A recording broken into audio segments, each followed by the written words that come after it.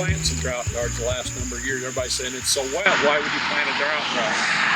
Well, they yield good in wet conditions as well as dry. But also, our company has taken a corn that is drought adapted. It does well in drier conditions anyway, and then we put the drought guard gene into that. Some companies that want a drought guard just pick a variety, doesn't matter which one, and throw the drought guard gene into it. So we feel it'll even do a little bit better.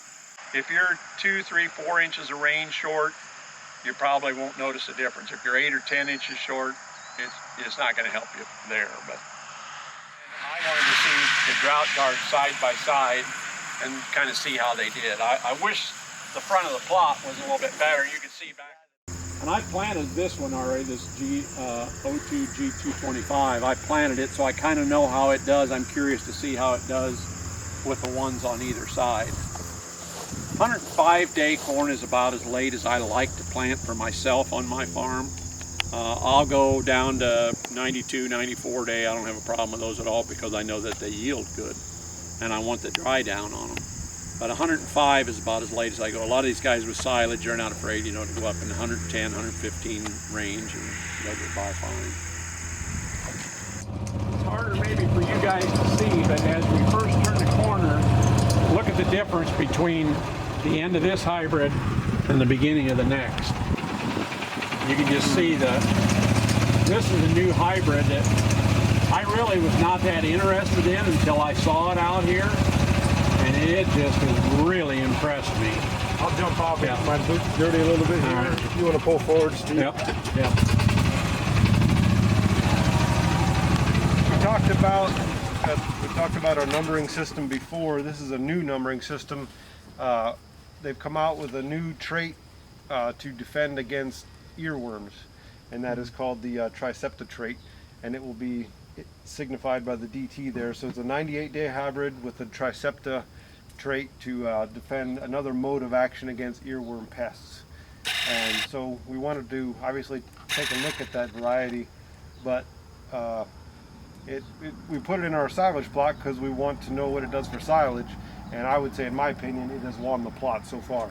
Yeah, we're obviously going to get the silage data back and confirm or deny that. But as far as a plant health standpoint and a tonnage standpoint, eyeballing it, it's tallest thing in the plot. It's beautiful in plant health. It has wonderful ears. Proof will be in the pudding when we get all the numbers back, but so far, very, very high on this variety. And even the quality you're going to get from how big these leaves are. Right. I mean, by far they're wider and longer than anything else you've had, and a lot more leaves. Correct. Like I say, it really has caught my eye. In fact, I'm really thinking about planting some of this on our farm, and I don't put any silage at all, just for grain. I mean, look at the ears. Look at the plant health. To this point, very optimistic about a new number in the lineup. Problem is, if it looks this good in everybody's plot, everybody's going to want it, and I'm sure they didn't plant very much of it the first year. We won't tell the other states. Like I say, it's filled in pretty well along here, the leaves. Nice canopy in there. Definitely some real nice ears on these too. Yeah, but notice, see, we've probably got worms and stuff. Oh yeah. See that Tricepta down there, that'll stop that. And yeah, you can even see little stuff eating on it. And as long as this ear starts to droop down, you'll be all right. If it doesn't, and these husks open up and you get water, I've seen sprouts even grow down at the bottom. And then you've got a real mess. You can see how gravelly this soil is. We don't have super good black dirt. I mean, this is brown, I wouldn't call it black. But a lot of guys in Wayne County have some really good black soil. We don't have it here. You can see the amount of gravel.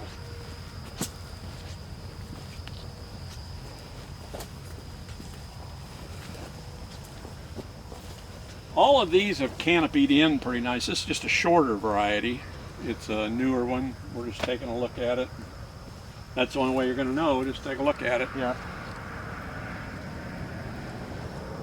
And then we can feed that data back to them, and they'll have plots from here all the way out to the ocean, and they'll just take all the plots, and if everybody, like with that one, if everybody said, man, that's really a good one, that'll be one that'll go on the thing. I might say I don't like this, and three other guys say they do, and they still might take it. You know, it might just not be for our area. Yeah. But overall, the plant health looks pretty good. I mean, I'm amazed at all the brace roots that are on them. Plant health, I mean, the leaves look good. It just, for corn, it wasn't a big disease year, I don't think. Even in beans, I had not seen a lot. Yeah, the dry weather held a lot of things Yeah. off. Right. And I'm amazed that we still have some of the ear size and stuff that we do. Now see, some of these fuller seasons, they get a little bit more tip back. See, they're probably just not quite the, you know, does that mean now that you should have planted early? Who knows? There again, I'd plant, you know, several different maturity ranges just so you cover yourself. And this wasn't planted until June. We have this one in several different trait packages too. We have it in a conventional, double pro, and a smart stack, so we can pretty well cover anybody. I'm kind of amazed that some of these have 2 on them, because these are planted pretty high population, and that didn't happen immediately. Of course, that second ear isn't very much, but there's a few kernels on there. It'll make up for what it tipped back, you know. Even that second ear, you say, well, it's small, but I'll bet it's still got. Especially in silage, I wouldn't be Yeah. as worried about a second ear. 16 times. Wow.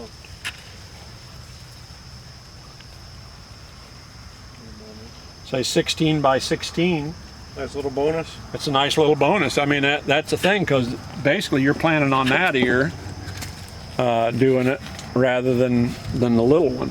And they aren't all going to have it, but the nice thing is too, I've heard people say that if it really gets dry, this ear will tend to try to give up a little bit to make the other ear too. Over the years, I've always kind of heard that. But it's a good tall hybrid. Again, you know, that canopy all the way through is there, and you've got good weed control. I'm happy with the weed control that we have. This is a newer silage. Is this the one that the coons got into in the back? I think so. I think it is. Yeah. I doubt you can see it in here. Well, no, you can a little bit. You look down, you get down way down into there, and you'll see where the coons got into it. All ripped down. I mean, it's just all ripped down. We question ourselves how we're going to harvest this. It's so. Well, and then the ears, there's no ears on the ground. I mean, they pretty well cleaned all the corn that's there. They knocked it over.